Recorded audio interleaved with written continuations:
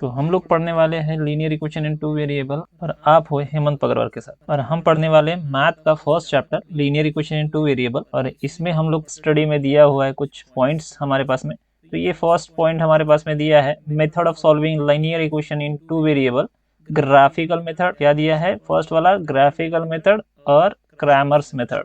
ये दो मेथड पढ़ने वाले हैं। Equation that can be transform in a linear equation in two variables and then उसके बाद में उसका एप्लीकेशन देखेंगे। एप्लीकेशन क्या है? साइमल्टेनियस इक्वेशन का।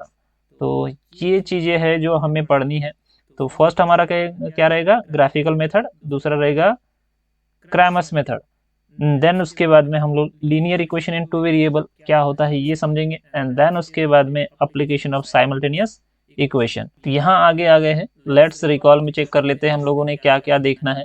तो linear equation in two variable यहाँ पे लिखा हुआ है, हम लोगों को दिख रहा है linear equation in two variable और यहाँ पे हम लोगों को कुछ दिया हुआ है, थोड़ा सा हम स्टडी कर लेते हैं। अदरवाइज इसे हम लोग अगर इसे ही पढ़ लेते हैं तो हमें कुछ अच्छी खासी जानकारी मिल जाएगी जिससे कि हम लोगों को समझ में आएगा कि क्या होता है। तो यहाँ पे कुछ दिया है, an equation which contain two variable and it the degree of each term containing the variable is 1 is called as the linear equation in two variable। तो क्या होता है? तो टू वेरिएबल कब होता है ये इंपॉर्टेंट है। एंड देन उसके बाद में यहाँ पे क्या हो रहा है? डिग्री हो रही है। तो हम लोगों को क्या होना चाहिए? तो आप लोगों को समझे ऐसे ही यहाँ पे क्या बोल रहा है? In equation which contain two variable. तो यहाँ पे हम लोग समझेंगे कि दो वेरिएबल होने चाहिए, 1 डिग्री होनी चाहिए, ऐसा equation that is called the linear equation in two variable. मतलब क्या है? 1 वेरिएबल क्या होता है ये चेक कर लेते पहले हम लोग। 1 वेरिएबल क्या है? 1 वेरिएबल इक्वेशन क्या है? यहाँ पे दिया है 2 वेरिएबल। 2 वेरिएबल यहाँ पे इक्वेशन दिया हुआ है और हम लोग देखेंगे 1 वेरिएबल। तो 1 वेरिएबल ऐसे होता है जैसे ax plus b is equal to 0, ये हो सकता है। दूसरा हो सकता है ax plus b plus c is equal to 0, ये हो सकता है। तो ये है हमारे पास में वेरिएबल। कौन से है? ये वेरिएबल है। ये क्या है? कोएफिशिएंट है हमारे पास में। और ये क्या है? तो ये b हमारे पास में क्या है? कोएफिशिएंट है। इसके आगे में यहाँ पे वेरिएबल होता है, यहाँ पे वेरिएबल होता है, लेकिन यहाँ पे है नहीं ऐसा। यहाँ पे चेक करेंगे हम लोग, तो यहाँ पे भी चेक कर लीजिए, यहाँ पे c है इज इक्वल टू 0। तो ये कांस्टेंट टर्म होती है। आप लोगों ने देखा है इसके पहले जो हमारे पास में वीडियो थी उसमें आप चेक कर लीजिए जाके, और आप लोग वहाँ पे जाके चेक करके वहाँ से पढ़िए, आपको समझ में आ जाएगा क्या है और क्या नहीं है, वेरिएबल क्या होता है, कांस्टेंट क्या होता है। तो यहाँ पे भी हम समझ लेते हैं। फर्स्ट हमारा क्या है यहाँ पे? ये क्या है? a और b क्या दिया हुआ है? कोएफिशिएंट दिया हुआ है। कोएफिशिएंट होता है कोएफिशिएंट। और यहाँ पे x एंड y क्या है? तो ये वेरिएबल है, variable, and c is the constant. अब यहाँ पे डिग्री क्या है? डिग्री क्या है? तो 1 यहाँ पे होना चाहिए, x के ऊपर में 1 एंड y के ऊपर में भी 1 होना चाहिए। तो यहाँ पे चेक कर लेते हैं ax plus B Y plus C is equal to 0। ये क्या है? जनरल फॉर्म है हमारे पास में, ax plus B Y plus C is equal to 0। तो ये क्या है? ये क्या है? a एंड b, ये क्या है? कोएफिशिएंट। x एंड y क्या है? यहाँ पे वेरिएबल। और ये c is equal two is a constant. Is the general form of the linear equation in two variable. यहाँ पे जनरल फॉर्म है, आपको याद रखना है। देन उसके बाद में क्या दिया है? a b c are real number. क्या है ये? रियल नंबर होते हैं, बिलोंग्स टू r। क्या होता है? a and b belongs to r होता है रियल नंबर। 1 2 3 4 5 ऐसे value, that is the real number, and a b are not equal to 0 at the same time। यहाँ पे होना चाहिए हमारे पास में दो रिक्वायरमेंट है।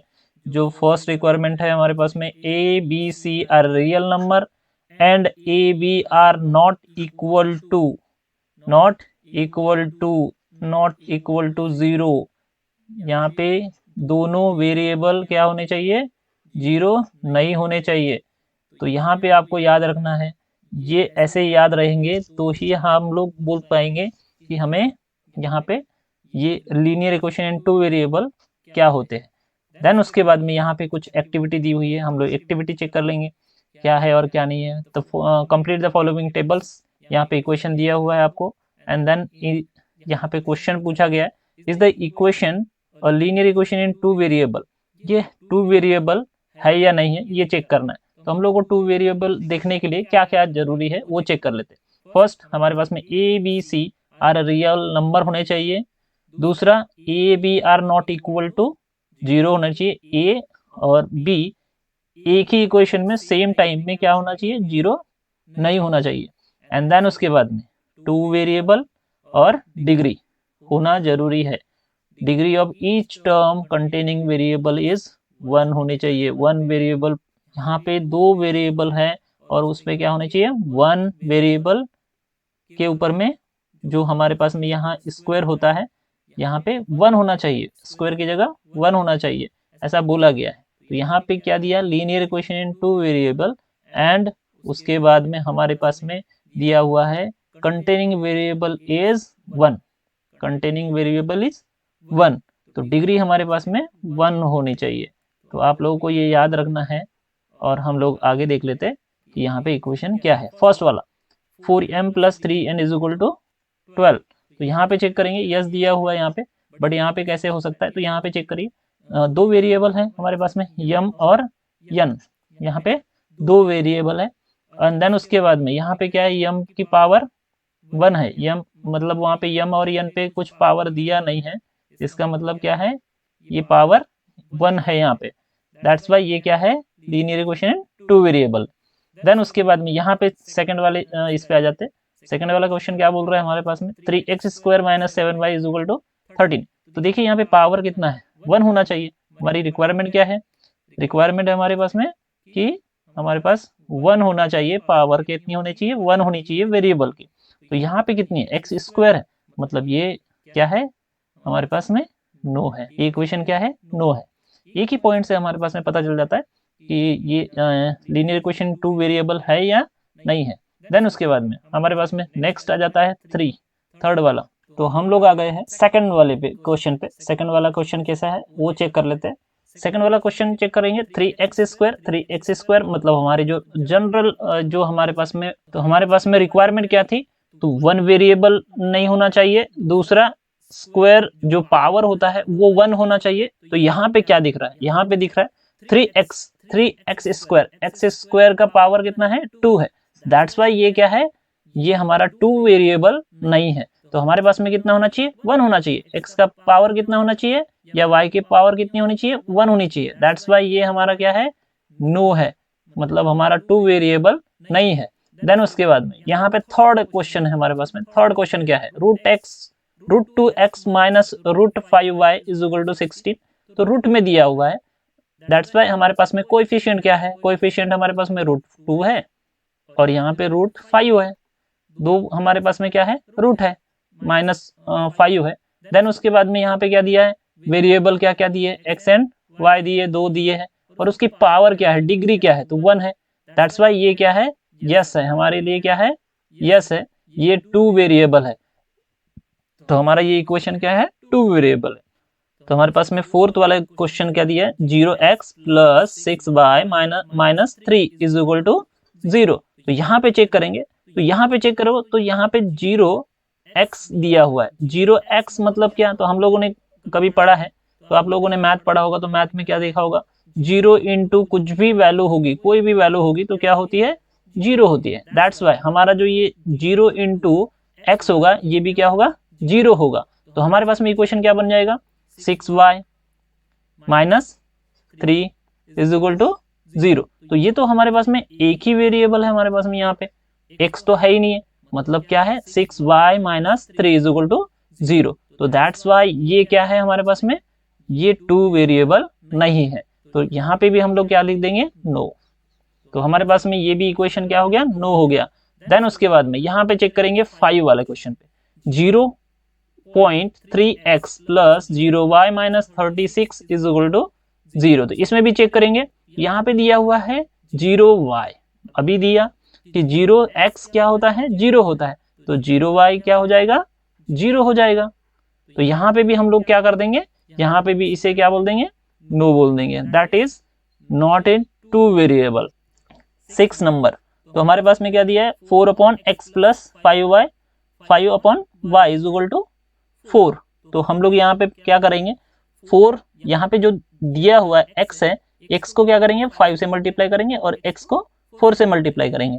तो यहाँ पे कर लेते हैं 4 प्लस 5/y और यहाँ पे 5 के साथ में x से मल्टीप्लाई करेंगे इज इक्वल टू 4x।